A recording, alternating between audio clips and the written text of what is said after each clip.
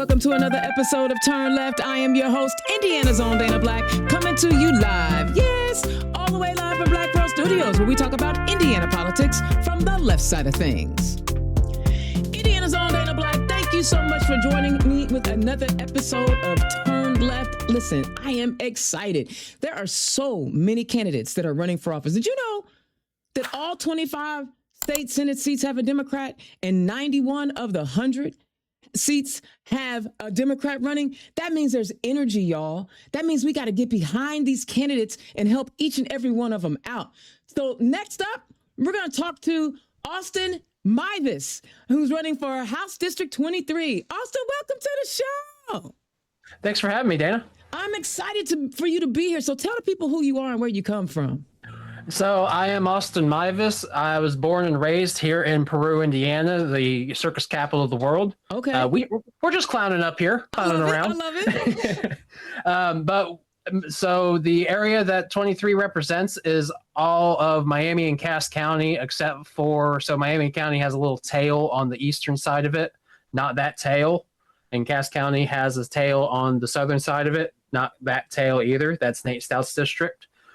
Born and raised here in Peru. I work in the maintenance field at one of our local meat packers. Okay. And I had some extra time, kind of wanted to get my name on the ballot, got my name on the ballot with the help of my party chair. And here we are. You know what? Thank you for saying that, because I know sometimes our party chairs get a bad rap. And I am just excited to hear someone say, my party chair helped me. So give a shout out. What's your party chair's name? That's Stephanie Graff. I don't want to chop up the second half of that last name, so I'm not going to. I know Stephanie. Yeah. She is a wonderful, wonderful, wonderful human being. I've had the chance to interview her, and I've watched her just grow and change and do things in Peru, because she's like, we're gonna flip it, you know. So congratulations on connecting with her and getting you on her helping you get on the ballot. But I gotta ask you, what was there something that was going on that made you want to get your name on the ballot? Well, I had mulled it over in the past, and it's one of those things. It's hard to bite the bullet. Right. Especially running as a Democrat in a deep red district. You kind of out yourself in a way. Yeah, out yourself. Yeah, it's an interesting term. Do you feel like people aren't receptive to Democrats in your area? It's more public pressure. Like everyone feels a certain way on social media when they're behind a keyboard. Mm-hmm. But when they're face to face, I've got a few Republicans that got my sign in their yard in the primary. Okay. Like they said that they're not going to flip in the primary, which I understand. People vote how they vote in the primary, but at the same time, like I did make that inroad. I love that. So what kind of conversations were you having with constituents that made Republicans say, hey, you know what? I may give you my vote in the general. So this was immediately post the Preddy shooting when a lot of this happened. They don't like the direction that the big man's going. While they might not agree on a lot of the things I'm running on, a big thing that they do agree with is we need to legalize marijuana in this state. Okay, let's talk about it. I mean, I think about the revenue that we're losing. Yes. So last year, Michigan saw a $1.6 billion boost to their economy.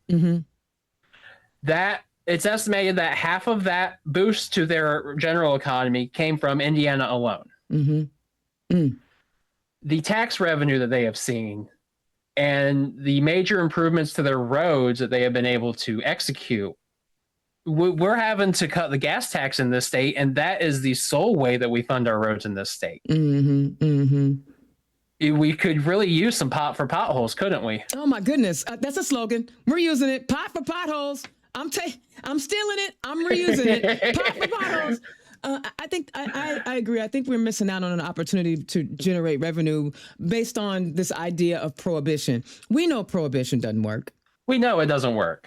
We fought gang wars in this country 100 years ago over prohibition. We're fighting gang wars today over prohibition. Yeah, we could definitely be doing some. So is that like was that the main issue for you? Is the legalization of cannabis? It was one of the big pushes because I know my current representative does not stand for legalization. Mm-hmm. And that is one of my key selling points across the aisle, because it's 70% of Hoosiers want it legalized. Mm-hmm, mm-hmm. As far as like my progressive stances, I do stand for the expansion of HIP, which is Indiana's Medicaid. Mm-hmm. I do want to see more tax dollars going to our schools, our public schools, not private schools. Mm-hmm. I don't agree with funding private schools. If you can send your kid to private school, send your kid to private school. Get your hands out of our tax dollars. Right. Go ahead. And I was gonna say, I actually like that. One of the things that I find most intriguing is you said you work in maintenance. You know, yep. I interview a lot of people, but I feel like our state house would be better represented with a better cross section of Indiana. And you're representing just working folk. Do you think that you'd be able to bring, and better yet, what difference will you be able to bring with the different perspective that you have in your everyday life? So, like you said, a lot of our current people and some people who are running come from a more white collar background. Mm-hmm, mm-hmm. While I might have gone to school and dropped out of a couple different classes, I do come from a more blue collar background. Mm-hmm. My parents were both working. I'm held a job since I was 16. I'm a working man. I come from the worker side of it. I want to represent worker rights, worker values. Like, it's at the end of the day, we're all just workers, aren't we? Yeah. It's just how many zeros we have behind the dollar sign. You know, and I think I feel like we don't have enough, labor, working folks in the policy making business. And I'm actually excited that you're there. Talk about some of the things that you have learned since you've been on this campaign trail, because I'm curious to see what you thought something was versus what it is now. So I didn't, and I knew it was going to be a negative space. I didn't anticipate some of the negativity. That's fair. Like, I'm willing to hear out a lot of people, but to be shut out just because I have a D next to my name on the ballot. They aren't even willing to listen. Wow. Even though the policies that are probably harming them were written by, yep. Republicans and all. So we have a lot of data center stuff going on in our county right now. Mm-hmm. And I've gotten a lot more involved in the county and city side of it. The amount of people who are upset, and all of our representatives in this county are Republican, but they can't put that these are Republican policies hurting them. Mm-hmm. They just on Facebook, because we don't have a local newspaper, so our only news source locally is Facebook, and that's. Oof. Oh, you have no idea. You have no idea how harmful it is to just have that be your sole news source. Oh my God, yes. I can just imagine. And there's very little government communication. Because there's no newspaper. I don't know how we fix it locally, but it's disheartening. It's so very disheartening. And basically people are not getting the type of information they need to know what decisions are being made about their communities, basically, right? So they're upset about the data centers. What are they doing? What are the residents doing? Are they protesting? What's happening? So we have some friends of mine have organized the Miami and Cass Counties Utility and Environmental Protection Coalition. Okay. Probably butchered that name a little bit. Okay. But they are a nonpartisan group. That's how they're pulling in from a lot of people and trying to point their anger in a direction. Instead of just everyone being all over the place. They're doing great work. Okay. They do need some help because it's It's very much like herding cats. Mm-hmm. Mm-hmm. Yeah. Yeah. it's It can be a little scattered. oh, it's very much scattered, and it's a lot of old people who haven't gone through a civics lesson in years. Wow. Wow. Because the average age in this county is 40 plus. Hey now. All us I old mean, no, I'm look, teasing. I'm teasing. I'm teasing. it's not a horrible thing, but it doesn't help. It doesn't help. So what you're saying is you don't have any fresh energy. We don't have fresh energy. Yeah. Our school classes are year over year. The graduation class is smaller. Wow. So are families moving out? Yes. Yeah. Are they staying in state though? That I'm not sure about. There are more and more people are looking to leave state. Mm-hmm. But the poverty rate in this county is 25%. Whoa. The average wage, like the annual wage in this county, is $46,000. Wow. The average wage in my town is 36. Wow. Wow. We are a poor community, and it reflects. Mm-hmm. Mm-hmm.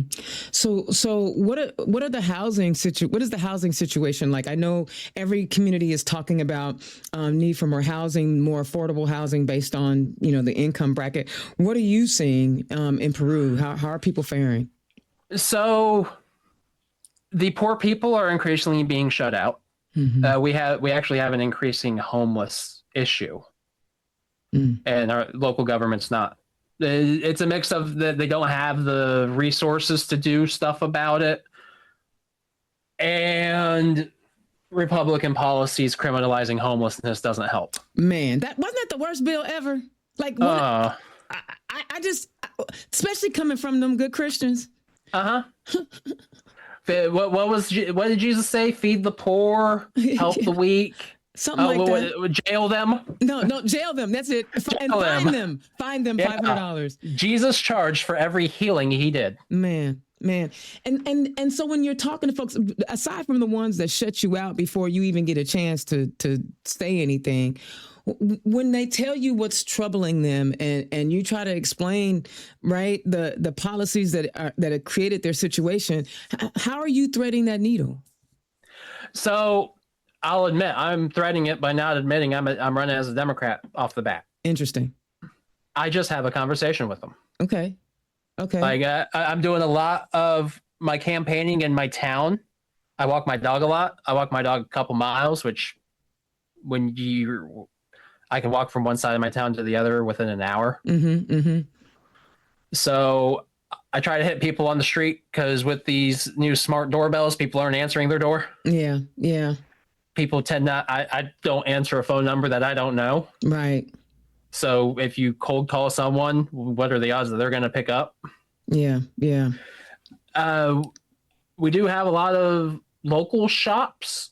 Like we got some local ice cream and coffee shops, and I meet people there because 9 times out of 10, those are your more informed people because they're coming local. But yeah, it's having conversations with them, just a heart to heart. Let them vent a little bit.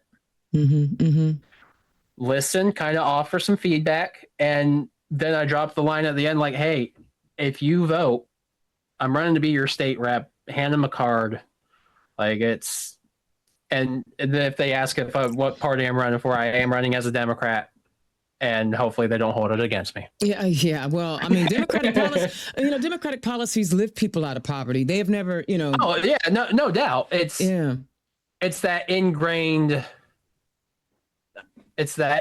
bias. Yeah. From years of Fox News and local conservative media telling them X, Y, and Z about how to feel about X, Y, and Z. And it's... How did you not succumb to that? I mean, you said you've been... I almost did. Oh, really? Yeah. So I actually grew up as a Jehovah's Witness. Okay. So Jehovah's Witnesses are apolitical. They don't vote. Like if there were ever a draft and it were required, they're expected to go to jail and avoid the draft. Interesting.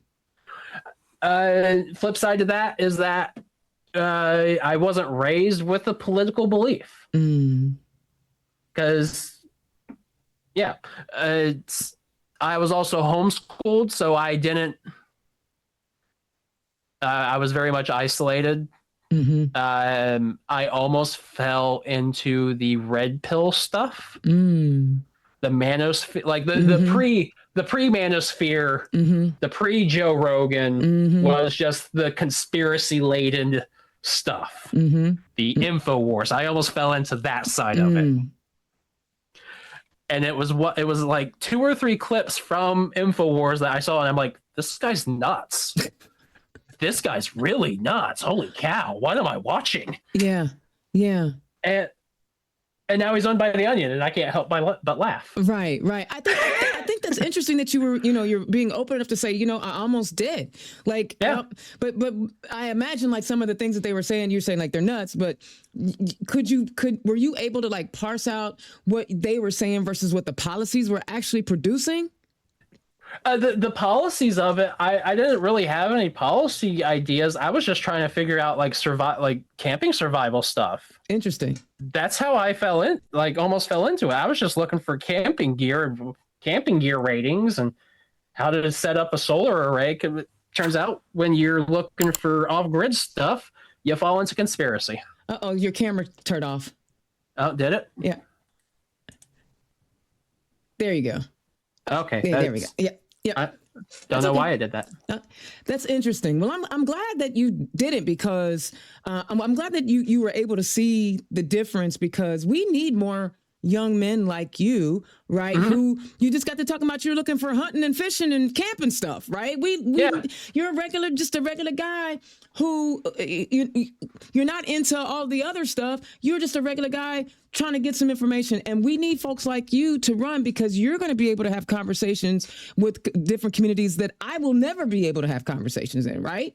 So, and that's unfortunate that you can't have those conversations. Well, it's okay. I mean, my thing is this: if I recognize what the obstacle is, I'll figure out a way around it, right? Yep. And that's having people like Austin running in districts that reflect you reflect the district. So speaking of the district, I know you talked about a lot of stuff that's going on locally, but what else are you seeing outside of your hometown and in the rest of the district? So outside of my hometown and in the rest of the district, Logansport has a high Hispanic population. Interesting. So there is a lot of concerns with ICE. And we also have a high Haitian population in that county. Tyson Foods, who is one of the key cornerstones of the employment field in this area.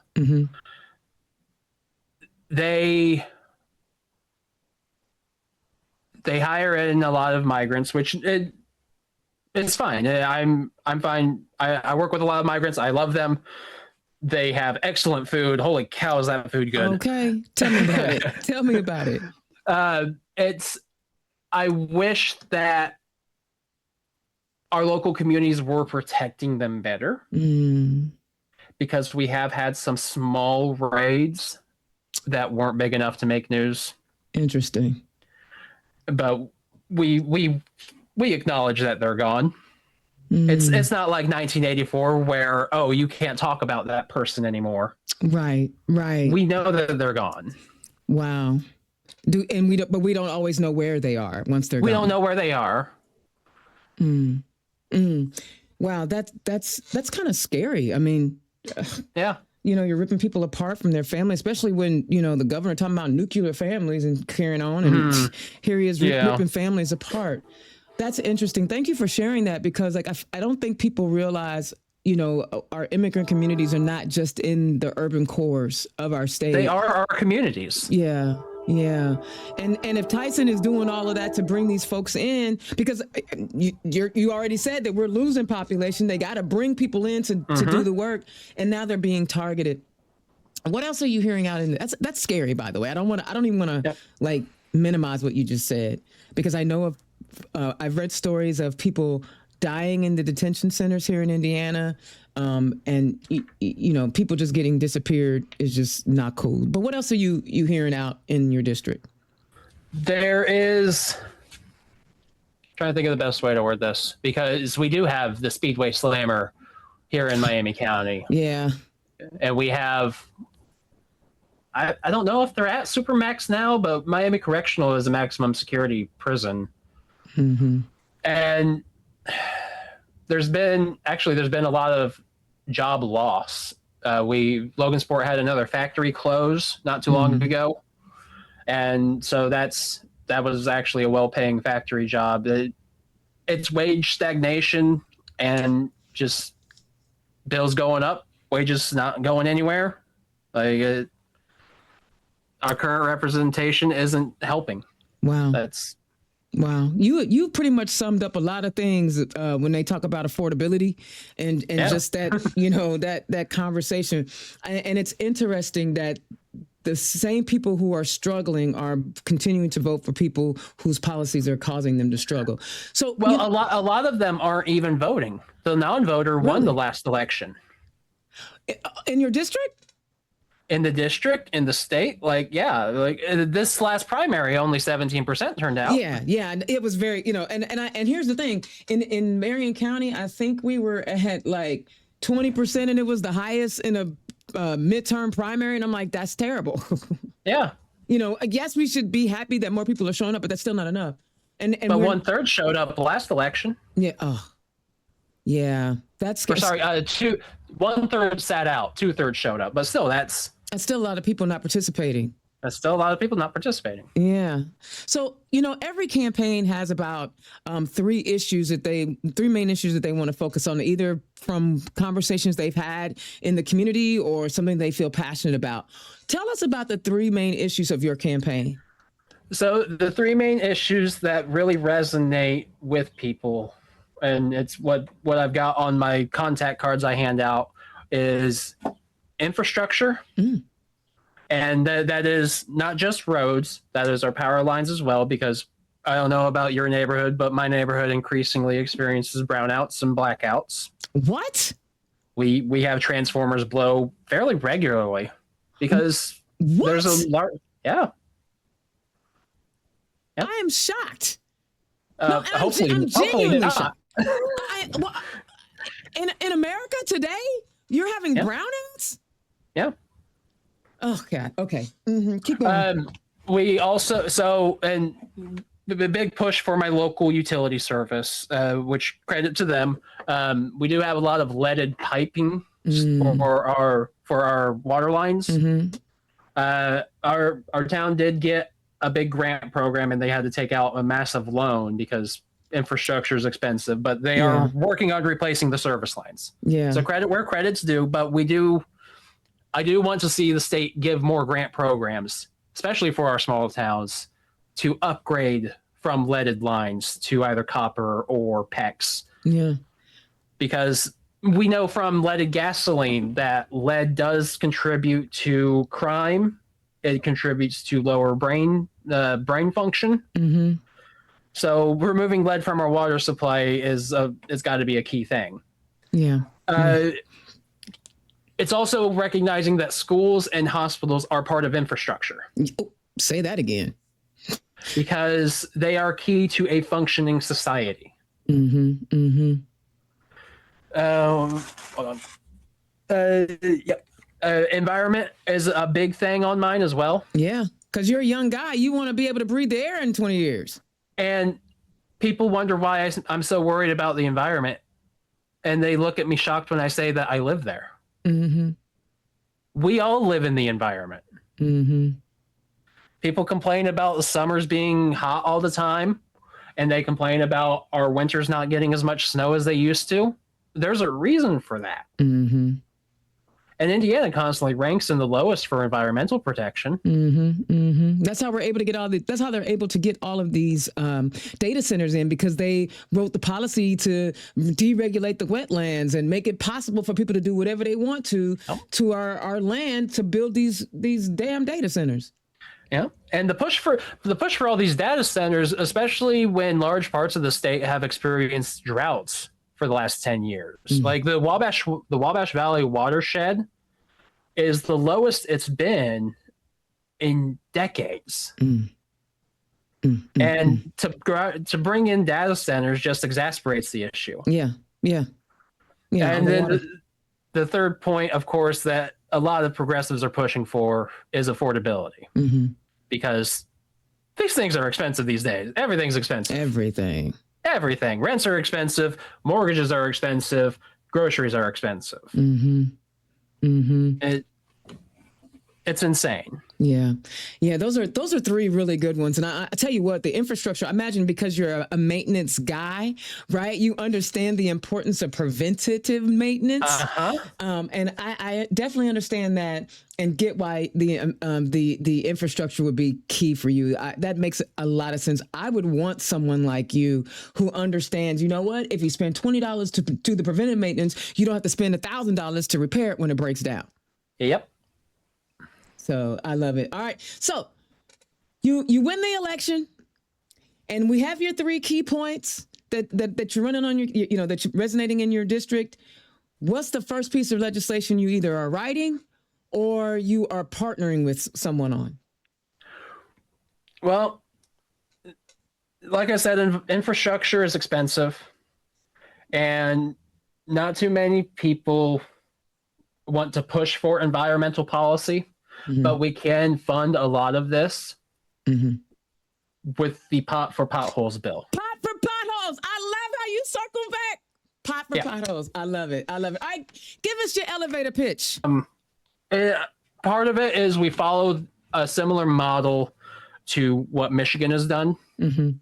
A lot of it was going to be copy and paste, but it would allow us to, especially if we moved more towards the electric vehicles, and with increasingly rising gas prices and wars in the Middle East, I'm sure more and more people will want hybrids or electric vehicles. So the gas tax won't fund a lot of our roads in maybe 10 years. Right. We will need another tax source, and marijuana is it's a constant revenue stream. Because I may have gone to Michigan and bought a little bit. I know people who go regularly and buy. Right. And you know what? If that's your vice, that's your vice. I don't trip. That's your vice. Yeah. I don't trip. Because you could be doing a whole lot worse. Maybe. I mean, when I say you, I mean people in general. No, no. Like I used to do amphetamines, so it's wow. How did you get clean? Cold turkey, and realizing that I didn't want to anymore. Interesting, man. Go ahead. I didn't use it for the high. I used it for the energy. Interesting. Because I was working at another job in wastewater treatment, working 52 hours a week as a short week, and driving to and from an hour each way. It was either fall asleep behind the wheel or do something to keep myself awake, because caffeine wasn't cutting it anymore. Interesting. Look at what we're doing to people just to make so that they can have a roof over their head. You're telling an impactful and powerful story. And I hope you recognize that there are people who were in similar situations as you who feel lost, but you are showing them you can step up and run for office no matter what your situation is, no matter where you come from, no matter what you're going through. You have an opportunity to represent your people. And I think, honestly, sir, I think that you represent a larger portion of Hoosiers than even some of our lawyers, doctors, and highly educated folks do, right? Yep. Because we know that only 30% of Americans have an undergraduate degree and only 15% have an advanced degree. So the vast majority of folk are folk just like you. And I applaud you for seeking the help that you needed to get on the ballot and putting your name on the ballot so you can help other people. I appreciate you for that. So tell the people where they can find you. So you can find me on Facebook, Meives for State Representative District 23. If you Google me, there's going to be a lot of other stuff that comes up. That's actually probably the best way to find me is to just Google my name. I love it. Austin Meives, did I say it right? Yep. Okay. Thank you so much for joining. Hey, guys, listen, regular, everyday folk putting their name on the ballot. Now, as I make a pitch every show, I need you guys to click his donate button. If anything that he said resonated with you, Click his donate button. Listen, this man has admitted that, hey, I worked 52 hours a week. I was driving an hour and a half one way to get back and forth to work, and I needed something to stay awake. And I was doing something that could have been harmful to me. And he's telling you the truth, and he's being honest with you. He's being, what's that word everybody like to toss around? Transparent. I would rather have him than that silly boy Jim Lucas that's down there in Southern Indiana. This is someone who understands what regular, everyday folks are struggling with. And he knows how to do preventive maintenance. You know what I'm saying? Pot for pothole. He's clever. He's clever. Listen, let's send folks like Austin to the State House to look out for everyday people. Click his donate link. All right, y'all. Indiana's on Dana Blank. Thank you so much for tuning in. I will holler at you next time. Peace. Turn Left is the property of Black Pearl IT Solutions, executive producer, Indiana's own Dana Black. Music by Dorian and 22 from Pixabay.